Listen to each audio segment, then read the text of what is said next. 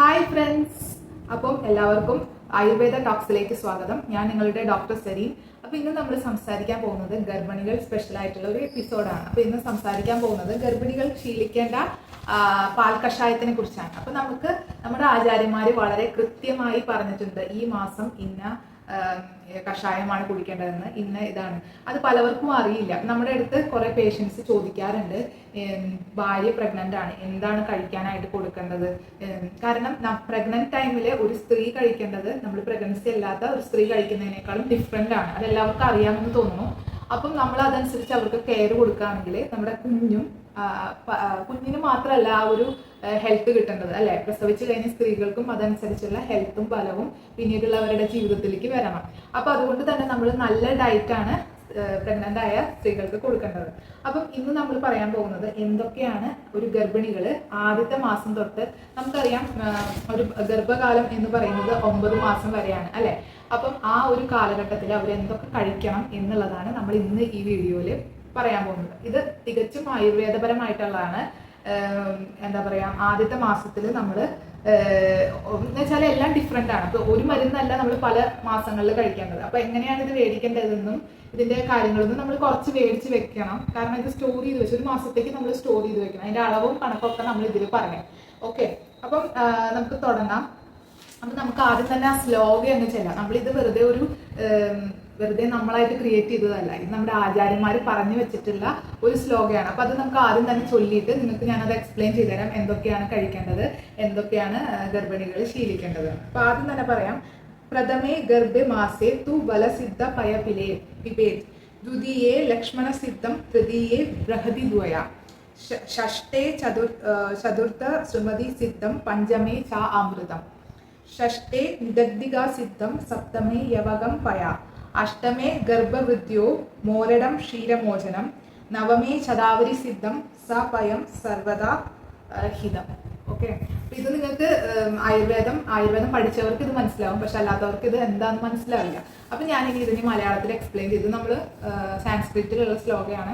അപ്പൊ അതിന് നിങ്ങൾക്ക് ഞാൻ മലയാളത്തിൽ എക്സ്പ്ലെയിൻ ചെയ്തു തരാം. അപ്പൊ നിങ്ങൾക്ക് എന്തൊക്കെയാണ് കഴിക്കാൻ പറ്റുക എന്നുള്ളത് മനസ്സിലാവും. അപ്പൊ ആദ്യം തന്നെ ആദ്യത്തെ മാസം നമ്മൾ കഴിക്കേണ്ടത് കുറുന്തോട്ടി വേരാണ്. ശ്രദ്ധിച്ച് എഴുതി വെക്കുക കേട്ടോ. കുറുന്തോട്ടി വേരാണ് നമ്മൾ ആദ്യത്തെ മാസം കഴിക്കേണ്ടത്. രണ്ടാമത്തെ മാസം കഴിക്കേണ്ടത് തിരുതാളി. മൂന്നാമത്തെ മാസം കഴിക്കേണ്ടത് ചെറുവഴുതനങ്ങ വേര്. നാലാമത്തെ മാസം കഴിക്കേണ്ടത് ഓരില വേര്. അഞ്ചാമത്തെ മാസം കഴിക്കേണ്ടത് ചിറ്റാമൃത്. ആറാമത്തെ മാസം കഴിക്കേണ്ടത് പുത്തരിച്ചുണ്ട വേര്. ഏഴാമത്തെ മാസം കഴിക്കേണ്ടത് യവം. എട്ടാമത്തെ മാസം കഴിക്കേണ്ടത് പെരിക്കുറുമ്പ വേര്. ഒമ്പതാമത്തെ മാസം കഴിക്കേണ്ടത് ശതാവരി വേര്. അപ്പൊ ഇതാണ് 9 മാസത്തേക്കുള്ളത് നമ്മൾ. അപ്പം ഇതെല്ലാം ഓരോ മാസത്തേക്ക് മേടിച്ചു വെച്ചാൽ മതി, മനസ്സിലായോ? അപ്പൊ അതായത് ആദ്യത്തെ മാസം കുറുന്തോട്ടി വേര് കുറച്ച് മേടിച്ചു വെക്കുക. അത് കഴിഞ്ഞ് നെക്സ്റ്റ് മാസത്തേക്ക് പിന്നെ അടുത്ത മരുന്നുകൾ ഏതാന്ന് വെച്ചാൽ, അപ്പൊ നമുക്ക് ഈ മരുന്ന് വേണ്ട, മനസ്സിലായോ? ഓരോ മാസം ഓരോ മരുന്നാണ് മേടിക്കേണ്ടത്. അപ്പൊ ഇനി എങ്ങനെയാണ് ഇത് ഉണ്ടാക്കുക എന്ന് പറഞ്ഞുതരാം. അപ്പൊ ആദ്യം തന്നെ 30 ഗ്രാം മരുന്നാണ്. അത് ഏത് മരുന്നായാലും, ഇപ്പൊ ആദ്യത്തെ മാസമാണെങ്കിൽ നമുക്ക് കുറുന്തോട്ടി വേരാണ് വേണ്ടത്. അപ്പൊ കുറുന്തോട്ടി വേര് കുറച്ച് നമ്മൾ മരുന്ന് കടകളിൽ നിന്നൊക്കെ നമുക്ക് ഈ വേര് കിട്ടും കേട്ടോ. അപ്പൊ നമുക്ക് എവിടുന്ന കിട്ടാന്നുള്ള സംശയം വേണ്ട. പച്ച മരുന്ന് കടകളിൽ നിന്ന് ഇത് നല്ല റോ ആയിട്ട് നമുക്ക് കിട്ടും കേട്ടോ. അപ്പൊ ഇത് ഈ മരുന്ന് നമ്മൾ തുണിയിൽ കിരി കെട്ടണം. ഓക്കെ, തുണിയിൽ കിരി കെട്ടുക. അതായത് ചിലവർക്ക് കിരി കെട്ടാൻ അറിയില്ല. അപ്പൊ കിരി കെട്ടാൻ അറിയാത്തവർക്ക് ഞാൻ ഇനി ഒരു പുതിയൊരു സ്പെഷ്യൽ വീഡിയോ ചെയ്യൂട്ടെ, എങ്ങനെയാണ് കിരി കെട്ടേന്ന് പഠിപ്പിക്കുന്നത്. ഇനി കിരി ഒട്ടും കെട്ടാൻ മനസ്സിലായില്ല എന്ന് വിചാരിച്ചാൽ നിങ്ങൾക്ക് നല്ല സെക്യൂർ ആയിട്ട് ഈ താഴെയുള്ളത് പോവുക. അതായത് കിരി കെട്ടുമ്പോൾ നമ്മുടെ ഉള്ളിലുള്ള ആ മരുന്ന് പുറത്തേക്ക് ചാടാൻ പാടില്ല. അതേപോലെ നല്ല രീതിയിൽ സെക്യൂർ ആയിട്ട് കെട്ടിവെക്കുക. അതാണ് അതിന്റെ ഒരു സാരം. പിന്നെ അതിലേക്ക് നമ്മൾ 6 ഗ്ലാസ് വെള്ളം, പിന്നെ 1 ഗ്ലാസ് പാല്, ഇവയൊക്കെ ചേർത്ത് ആ മരുന്ന് കെട്ടിയ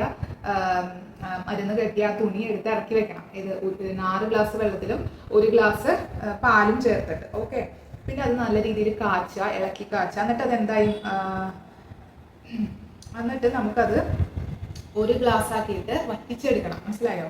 1 ഗ്ലാസ്സായി വറ്റിച്ചെടുത്ത് ആ കിരി നമുക്ക് പിഴിഞ്ഞ് അരിച്ച് ആ കൊറ്റം കളയുക. എന്നിട്ട് ഈ 1 ഗ്ലാസ് നമ്മൾ രാത്രി കിടക്കാൻ നേരം കുടിക്കുക. ഇതാണ് നമ്മൾ ഡെയിലി ചെയ്യേണ്ടത്. ഇത് അന്നാന്നത്തേക്കുള്ളത് അന്നാന്നത്തെ മരുന്ന് അന്നാന്ന് തന്നെ ഉണ്ടാക്കുന്നതാണ് ഏറ്റവും നല്ലത്. നമ്മൾ ഒരിക്കലും അത് ഉണ്ടാക്കി വെക്കരുത്, കാരണം അത് കേടായി പോകും, മനസ്സിലായോ? ഇത് മനസ്സിൽ വെക്കുക. അപ്പൊ നമ്മൾ പറഞ്ഞത് ഓർക്കുക, എങ്ങനെയൊക്കെയാണ്, എന്താണ് മരുന്നിന്റെ അളവ് നമ്മൾ കറക്റ്റ് ആയിട്ട് പറഞ്ഞു കൊടുത്തിട്ടുണ്ട് കേട്ടോ. അപ്പൊ ഏത് മാസം ഏതാണെന്നുള്ളത് നിങ്ങൾ എഴുതി വെക്കുക. പിന്നെ ആ ഈ മരുന്നിന്റെ അളവ് എഴുതി വെക്കുക. ഇനി ഒട്ടും മനസ്സിലായില്ലെങ്കിൽ എന്നെ കോൾ ചെയ്താലും മതി. എന്റെ നമ്പർ ഞാൻ താഴെ കൊടുത്തേക്കാം. അപ്പൊ ആർക്കെങ്കിലും അത്യാവശ്യം ഉണ്ടെങ്കിൽ വിളിക്കുക കേട്ടോ. അപ്പൊ അത്രയേ ഉള്ളൂ. ബൈ. അപ്പോൾ എല്ലാവർക്കും ഇനി എന്തെങ്കിലും അറിയാൻ താല്പര്യം ഉണ്ടെങ്കിൽ പ്ലീസ് കമൻറ്റ് ബിലോ. നമ്മൾ ലൈവ് ചെയ്യുന്നുണ്ട്, ഓൺലൈൻ കൺസൾട്ടേഷൻ ചെയ്യുന്നുണ്ട്. അപ്പോൾ ആർക്കെങ്കിലും ഓൺലൈൻ കൺസൾട്ടേഷൻ ഒക്കെ ആയിട്ട് താല്പര്യം ഉണ്ടെങ്കിൽ നമ്മളെ സമീപിക്കാവുന്നതാണ് കേട്ടോ.